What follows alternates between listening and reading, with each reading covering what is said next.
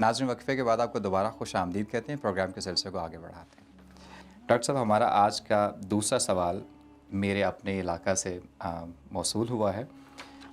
سفیر احمد جلالی صاحب ہیں، انہوں نے ڈسکا سے ہمیں لکھتے ہیں کہ سب سے پہلے تو پروگرام پہ ہمیں مبارکباد پیش کرتے ہیں، کہتے ہیں کہ آپ کا پروگرام پکار جو ہے، ہم آپ کی پوری ٹیم کو بہت بہت زیادہ مبارکباد پیش کرتے ہیں، کیونکہ ایک مسلمان کی حیثیت سے ہمارا ہر لمحہ، ہر کام اسی طرح کی دعاؤں سے شروع ہونا چاہیے اور ختم بھی ہونا چاہیے۔ پھر وہ اپنا سوال پوچھتے ہیں، کہتے ہیں کہ انسان کا جب سفر آخرت شروع ہوتا ہے تو اس کے دوست، رشتہ دار، عزیز اور دوست احباب اپنے کاندھوں پر اٹھا کر اس کو اس کی آخری آرامگاہ یعنی قبر تک لے جاتے ہیں اور کلمہ شہادت پکارتے ہیں۔ کچھ لوگ اس پکار کا جواب دیتے ہیں اور کچھ لوگ خوش گپیوں میں مشغول چلے جا رہے ہوتے ہیں۔ قبرستان میں بھی تدفین کے دوران مرنے والے کی منزل آسان کرنے کے لیے کچھ قرآن یا کلمہ جات پڑھنے کی بجائے ہم لوگ سیاسی، کاروباری یا دیگر موضوعات پر محو گفتگو ہوتے ہیں۔ پروفیسر صاحب، آپ سے سوال یہ ہے کہ جنازہ لے جانے کے دوران ہمیں کون سے کلمات ادا کرنے چاہیے؟ جب تک تدفین ہو رہی ہو اس وقت تک ہمیں کیا پڑھنا چاہیے؟ اور مومن کو قبر میں اتارتے ہوئے کن دعاؤں کو لبوں پر لانا چاہیے؟ آپ سے درخواست ہے تھوڑی تفصیل فرما دیجیے گا، شکریہ۔ یہ سوال بڑا بنیادی سوال ہے، اس لیے کہ ہر مسلمان کو اس میں سفر سے آخرت گزرتا ہے، بے شک۔ جو ہے وہ درپیش ہے۔ قرآن پاک میں بھی اللہ کریم فرماتے ہیں کل نفس ذائقۃ الموت، اور اپنے عزیز و اقارب میں انسان اپنے والدین، بہن بھائی، بعض کا تعال اولاد، دیگر اہل ایمان جو ہے ان کو سفر آخرت کے لیے روانہ کیا جاتا ہے۔ اور حضور علیہ السلام کا فرمان بھی ہے کہ ایک مومن کے دوسرے مومن پر 6 حقوق ہیں۔ المومن للمومن 6 خصال، تو ان میں سلام کیا تو جواب دے، چھینک آئی الحمدللہ کہا ہے تو یرحمک اللہ کہہ کے جواب دے، بیمار ہوا ہے تو تیمارداری اس کی کرے، اگر کوئی فوت ہو گیا ہے تو اس کے جنازے میں جائے، کوئی دعوت دیتا ہے تو دعوت قبول کرے، اور 6 نمبر پہ اس کی خیر خواہی چاہے موجود ہے یا غیر موجود ہے۔ تو یہ نماز جنازہ یہ فرض کفایہ ہے کہ اہل محلہ سے، عزیز و اقارب میں سے اگر کچھ لوگ شامل ہو جاتے ہیں تو باقیوں کی طرف سے بھی یہ فرض ادا ہو جاتا ہے۔ بے شک۔ تو نماز جنازہ یہ تہذیب حجازی بھی ہے، حضور علیہ السلام کی سنت بھی ہے، اور مرنے والے کا ہم پہ حق بھی ہے۔ تو اس میں افراط و تفرید سے بچنا بھی ضروری ہے۔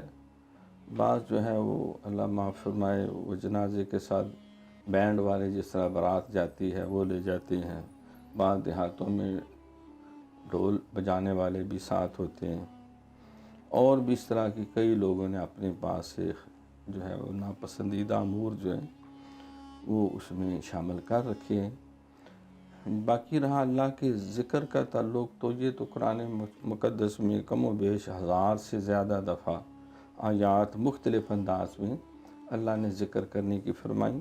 وَاذْكُرُوا اللَّهَ كَثِيرًا لَعَلَّكُمْ تُفْلِحُونَ، تم کثرت سے اللہ کا ذکر کرو تاکہ تم کامیاب ہو جاؤ۔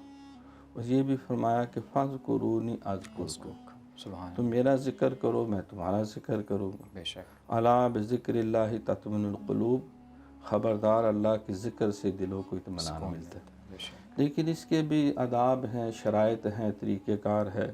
یہ نہیں ہے کہ کوئی شخص نماز پڑھ رہا ہے یا باجماعت نماز ہو رہی ہے اور کوئی پیچھے بیٹھ کے اونچی اونچی تلاوت شروع کر دے یا ذکر شروع کر دے، جس سے ان لوگوں کی نماز میں اور اس فرض کی ادائیگی میں خلل واقع ہو۔ جمعہ کا خطبہ ہو رہا ہے اور پیچھے اونچا اونچا ذکر شروع کر دے، تلاوت ہی کیوں نہ ہو، تو نہیں، وہ موقع خاموش رہنے کا ہے۔ اذا قرئ القرآن فاستمعوا له وانصتوا لعلکم ترحمون، فرمایا جب قرآن پڑھا جا رہا ہو تو خاموش رہا کرو اور دھیان سے سنا کرو، لعلکم ترحمون، تاکہ تمہارے اوپر رحم کیا جائے۔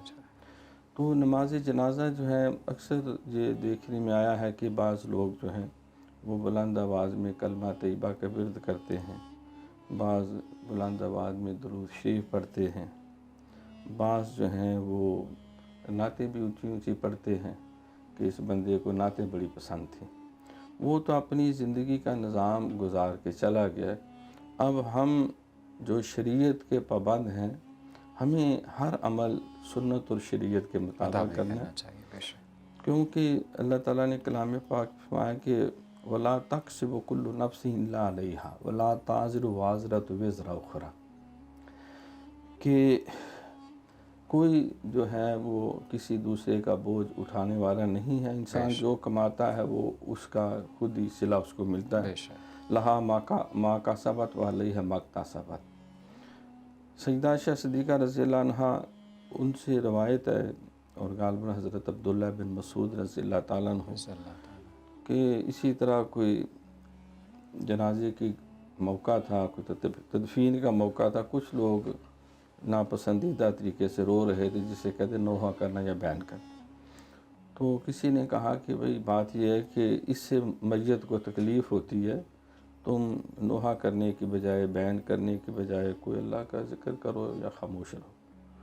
تو بی بی عائشہ صدیقہ رضی اللہ عنہ نے آیت یہ قرآن کی پڑھی کہ ہمارے اب اس طرح کے عمل کا اس میت کے ساتھ کوئی واسطہ نہیں، ہم سنت اور شریعت کی دنیا میں ماحول میں ہیں، وہ جو کرنا تھا کر کے چلا گیا، اب ہم جو اچھا برا کریں گے ہم اس کے جواب دیں۔ بے شک۔ تو اس اعتبار سے باقی کیونکہ جنازے میں جاتے ہوئے یقیناً اذکروا موتاکم فرمان ہے کہ اپنے فوت شدگان کو یاد رکھا کرو۔ اب جنازہ جاتے ہوئے تو موت خام خواہ یاد آتی ہے، بے شک۔ سرکار نے فرمایا قبرستان میں جاؤ تاکہ تمہیں موت یاد رہے۔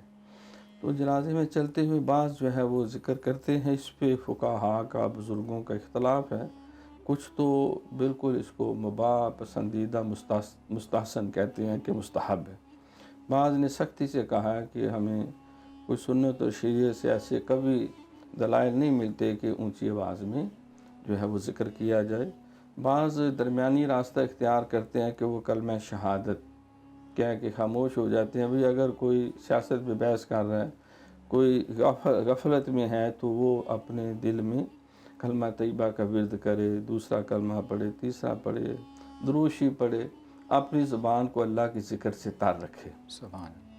تو اس کے جواب میں اگر کوئی اونچا آواز جواب دے دیتا ہے، بعض اعتراض کرتے ہیں، کوئی خاموش رہتا ہے، بعض اس پہ اعتراض کرتے ہیں، تو much can be said on both sides والا حساب ہے، بے شک۔ لیکن جو اس میں فقہاء کا معتبر رویہ وہ یہی ہے کہ دل میں اللہ کا ذکر کیا جائے، کہ اللہ تعالیٰ دلوں کے ذکروں کو بھی جانتا ہے، بے شک، سنتے ہیں، خوب جانتے ہیں۔ اور خاموشی اختیار کرنا زیادہ بہتر ہے۔ لیکن جن بزرگوں نے کہا مستحب ہے، وہ اسی لیے کہ جو لوگ خوش گپیاں کرتے ہیں، وہ اگر ذکر ان میں کو یاد دہانی نہ کرائی جائے تو وہ دل کرے وہ کسی کی حکومت گراوا کر، کسی کی کھڑا کر کے آ وہ جائے۔ اسی طرح کے معاملات میں بزی رہے۔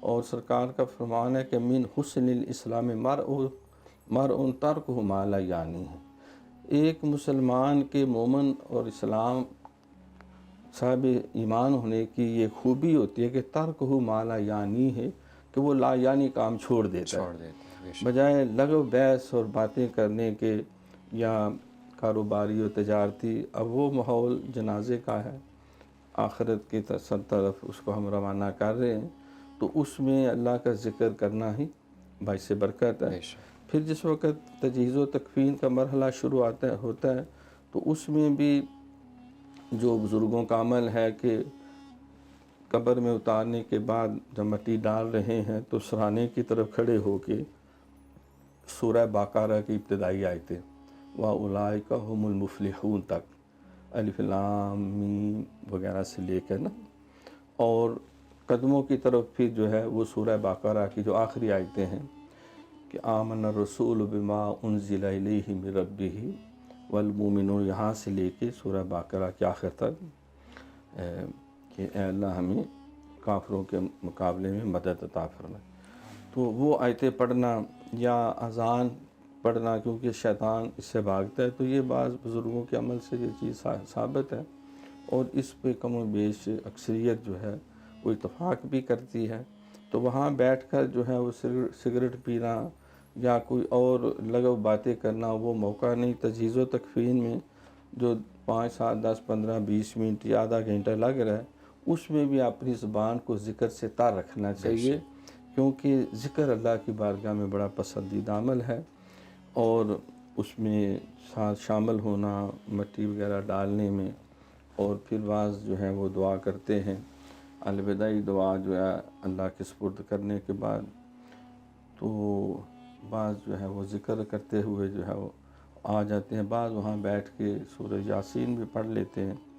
تو بہرکیف اللہ ذکر کا خدا ذکر باعث برکت ہے، لیکن غیر ضروری ایسی چیزیں جس کی شریعت میں بھی اور اخلاقیات کے اندر بھی جگہ نہیں ہے، ان اس سے سے ہمیں پرہیز پرہیز کرنا کرنا چاہیے۔ چاہیے۔ بے شک ڈاکٹر صاحب، جزاک اللہ۔ ناظرین، اللہ تعالیٰ فرماتا ہے کلو نفس ذائقۃ الموت، ہر زی روح نے موت کا ذائقہ چکھنا ہے، اور رسول اکرم صلی اللہ علیہ وسلم کا فرمان عالی شان ہے الدنیا مزرعۃ الآخرہ، دنیا آخرت کی کھیتی ہے۔ اب ہمیں یہ دھیان رکھنا چاہیے کہ کل کو جب ہم کاٹیں گے تو کیا کاٹیں گے۔ ناظرین، اسی کے ساتھ ہمارے آج کے پروگرام کا اختتام ہوا چاہتا ہے۔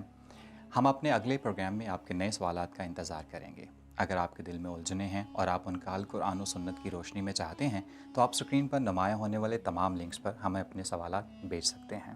اس کے ساتھ ہی مجھے، ہماری ٹیم کو اور پروفیسر ڈاکٹر محمد عظیم فاروقی صاحب کو آج کے لیے دیجیے اجازت۔ انشاءاللہ تعالی اگلے پروگرام میں پھر آپ سے ملاقات ہوگی۔ اللہ حافظ۔